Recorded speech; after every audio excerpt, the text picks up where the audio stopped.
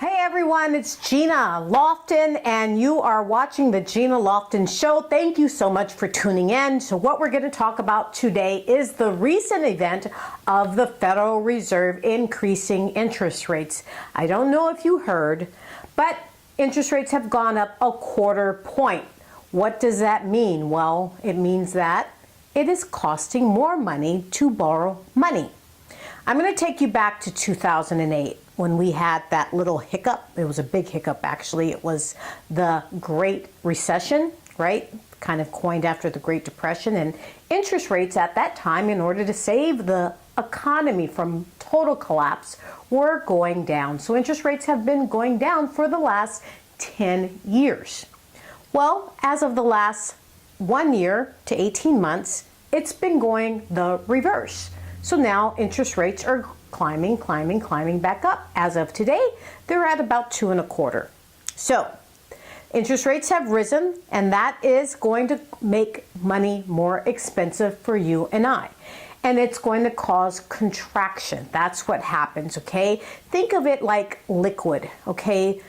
When they're actually putting more money into the system, they're, you remember they said helicopter Ben Bernanke, he's flooding the market with US dollars. He's printing money. Well, that's what I'm talking about. Well, now, when interest rates are rising, the reverse becomes true. Now they're going to be soaking up all of the money that they've put into the system, okay?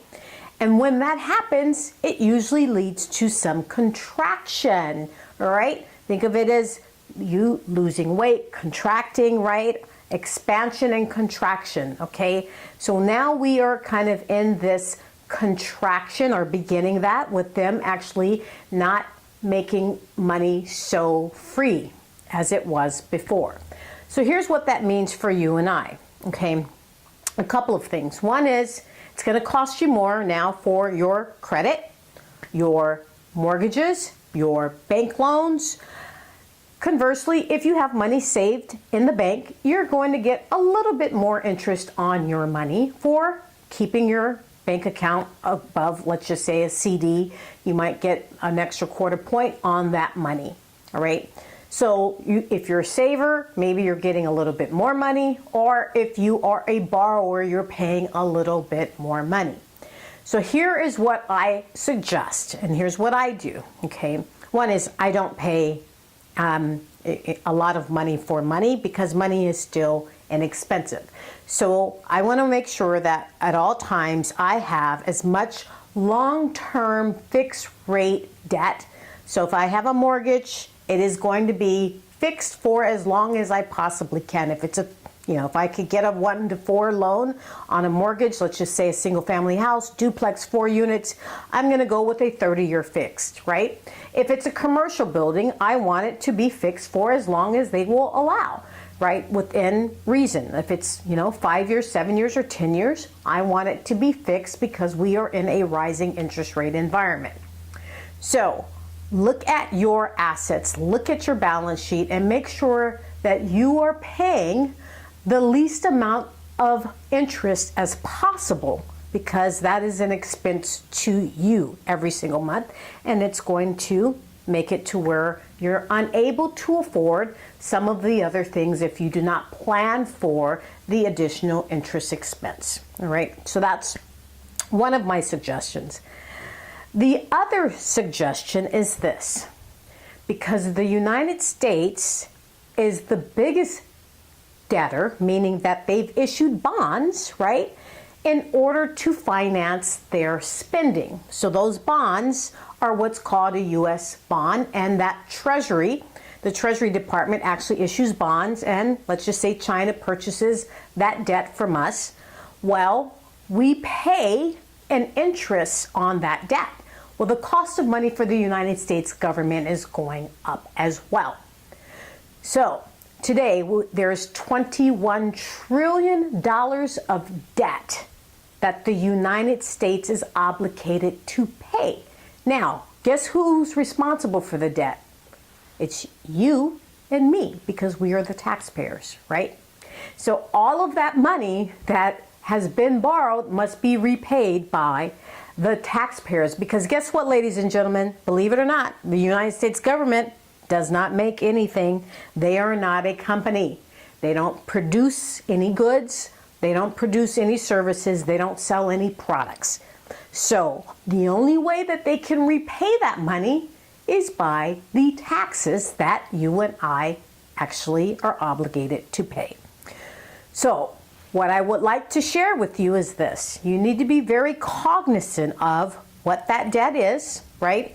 What's your responsibility and the taxes that you are obligated to pay. And always make sure that you're looking to reduce your taxes at all times.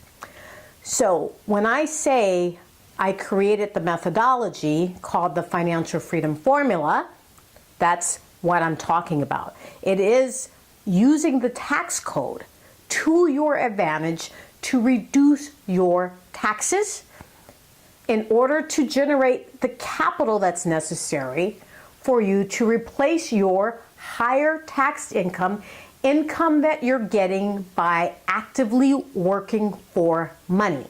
We were all taught in school to go to school, get a job, and then work. Not realizing, no one ever told us that that type of income is the highest tax income of all, right?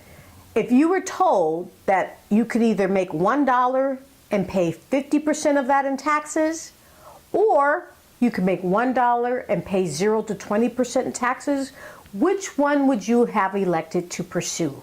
Well, if you were like myself, I probably would have always selected the one that's paying the least amount of taxes, yet we were taught to go and get a job, not realizing, and no one ever told us, it's the most expensive income that we could possibly make. So if you want to learn how you can generate tax-efficient income that will provide you with the amount of money to achieve your infinite wealth number, and I talked about infinite wealth in the prior video. If you didn't listen to that episode, go right ahead and replay that, because I've talked about the infinite wealth number, your infinite wealth number, and I'm now talking about utilizing the tax code in order to build sufficient capital for you to buy assets to replace your income with tax-efficient income. Now, the other side of the financial freedom formula is the intelligent use of debt, right? So here's my argument. Money's been free for a decade. Free. Literally, it's still pretty much free, even with interest rates rising. Wouldn't it have behooved you and everyone to utilize the free money in order to buy assets? So what do I mean? Give you an example. Here's what I mean. If you Google right now, credit card interest with 0%, okay? Just do credit card, Google it or Bing, whatever your search engine is, and say, give me the credit cards with low interest rates. And you're gonna find a whole lot of them with 0% for 12 months or 18 months. That's free money, ladies and gentlemen, okay? Utilize that, okay, to actually invest. The cost for that money is 0, it's free. Therefore, as long as you're making more than 0, then you're in the money, right? You could be making 5%, 10%. It doesn't really matter what you go and do with the money, as long as you're using it to buy assets and not liabilities. Remember, assets feed you and liabilities eat you. So utilize that money to purchase assets, and it can be lollipops for all I care. It doesn't really matter. And the beautiful thing is that you will generate that income from whatever that asset is. I use it for real estate. I use it for ATM machines, oil and gas. There's so many different types of assets, and I'm going to help you to get through all of those different types so you can generate the number that you need in order to pay for your expenses.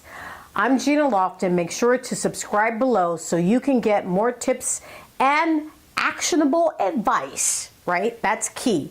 I'm not This is not the Susie Orman show. This is not any of those other crazy shows about save your money and, invest for the long term in some type of index fund. That obviously is not working real well because the majority of the people that filed for bankruptcy in 2018 thus far are baby boomers who have followed that advice. I'm going to help you prevent yourselves from ever being in that situation as long as you stay tuned. So, subscribe below, and I'm here to help you achieve your infinite wealth number and getting out of the rat race for good so you do not have to rely upon anyone for your financial well-being. Take care, and I'll see you next time.